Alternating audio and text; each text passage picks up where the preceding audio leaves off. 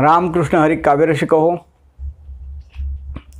आता कार्तिकी एकादशी जवळ आली आहे. आपण आता 2-3 महिन्यापूर्वी आषाढी एकादशीला या आपल्या चॅनलला मनमोहक मराठी मालवणी कविता या चॅनलला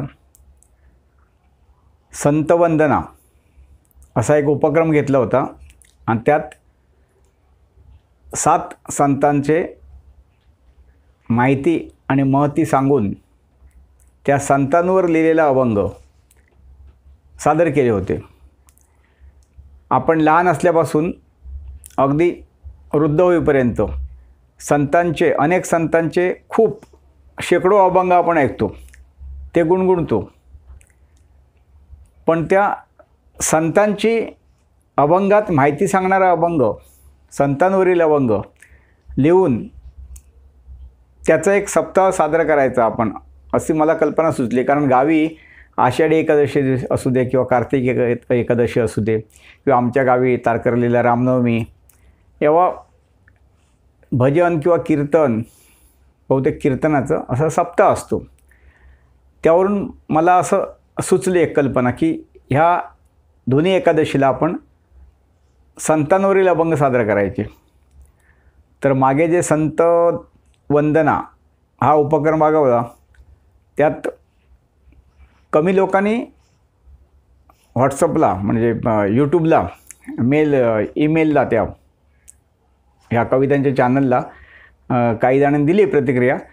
पण व्हॉट्सअपला आणि काही जणांनी फोन करून खूप लोकांनी सांगितलं की खूप छान उपक्रम, आता पण आपण संतांचे अभंग ऐकत होतो पण हे संतांवरचे तुमचे अभंग अतिशय छान वाटले आणि संतांची सखोल माहिती मिळाली. खूप चांगलं वाटलं. कारण संतांची तशी फार कमी माहिती असते.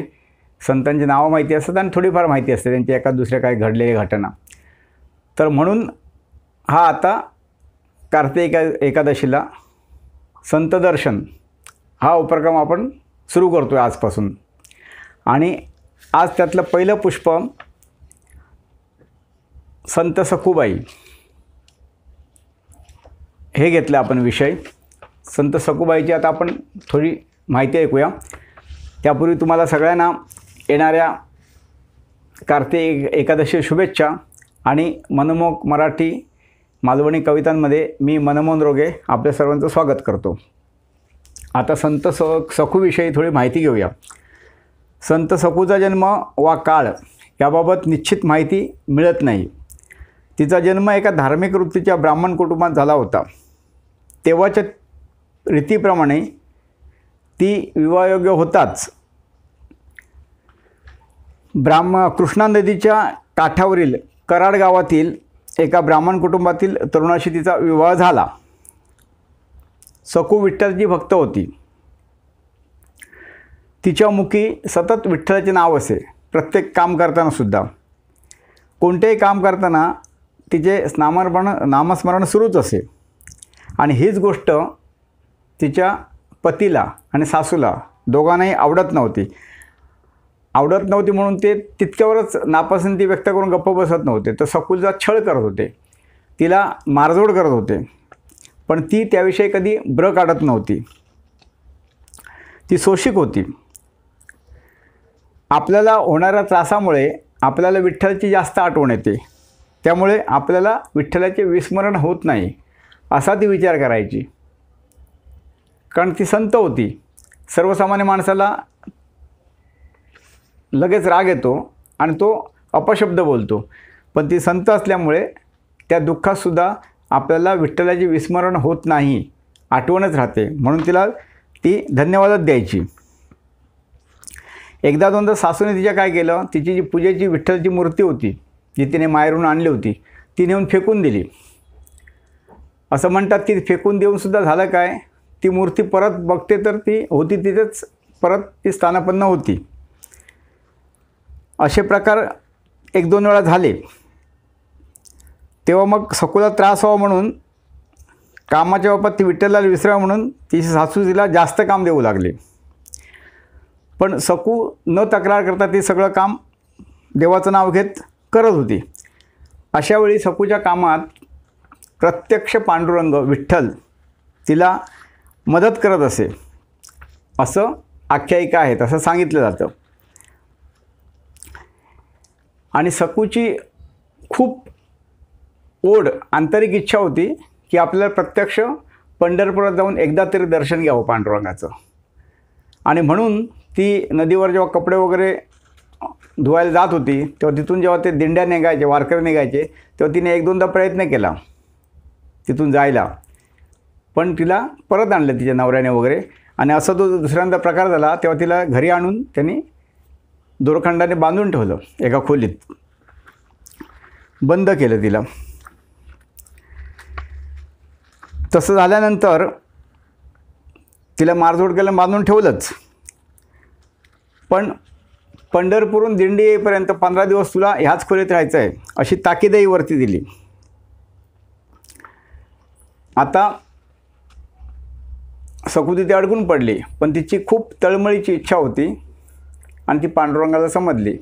म्हणून पांडुरंगाने सकूचं रूप घेऊन, बाईचं रूप घेऊन तिथे आला पांडुरंग. तिला सोडलं कुणाला न कळता आणि तिला सांगितलं, तू जा, मी इथे राहतो तुझ्याऐवजी, तू जा. तशी सकू मग तिथे गेली. सासूला, नवऱ्याला काय माहीतच नव्हतं. ती गेल्यानंतर म्हणजे तिच्याकडून सकूकडून कामं करून घेतच होते. म्हणजे विठ्ठलाकडून तिची सकूची सासू आणि पती हे काम करून घेत होते, तिला दूषणं देतच होते. त्यांना माहितीच नव्हतं की प्रत्यक्ष पांडुरंग सकूच्या रूपात आपल्या घरी काम करतो, यांची त्याला कल्पनाच नव्हती काय. जेव्हा तिकडे पंढरपूरला सकू गेली तेव्हा माणसाची खूप उत्कट इच्छा असली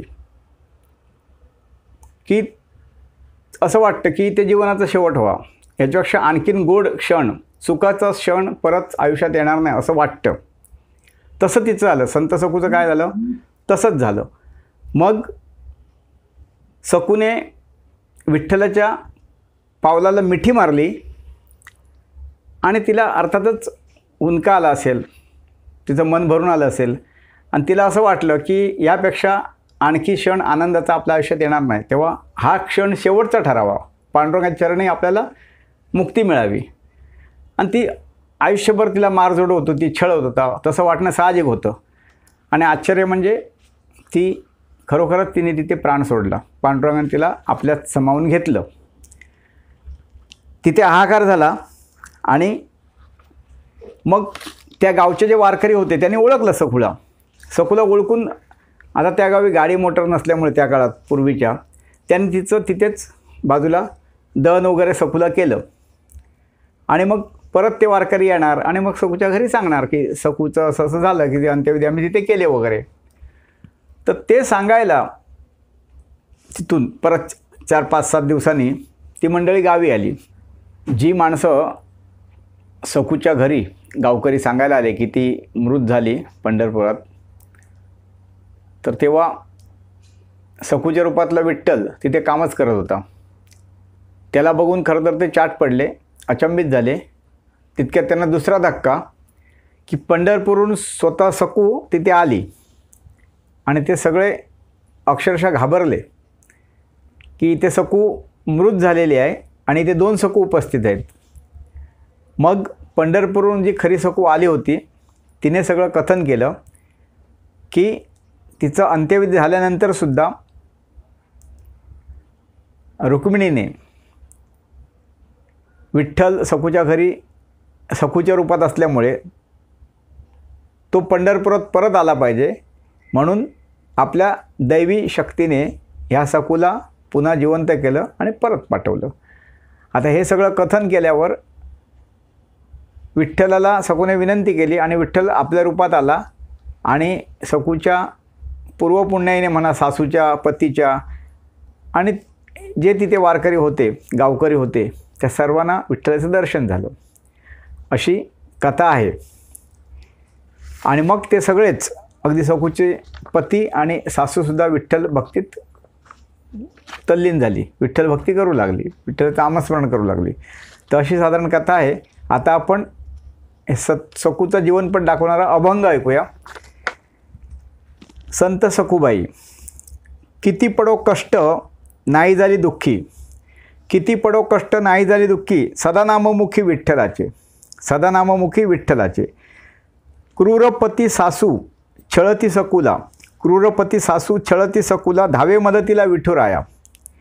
भक्ती पाहून या वेडावला हरी, भक्ती पाहून या वेडावला हरी, घर काम करी तिच्या सवे, शुद्ध तिचे मन नाही केला द्वेष, शुद्ध तिचे मन नाही केला द्वेष, मानिले निर्दोष उभयता, उभयता म्हणजे आपल्या नवऱ्याला आणि सासूला.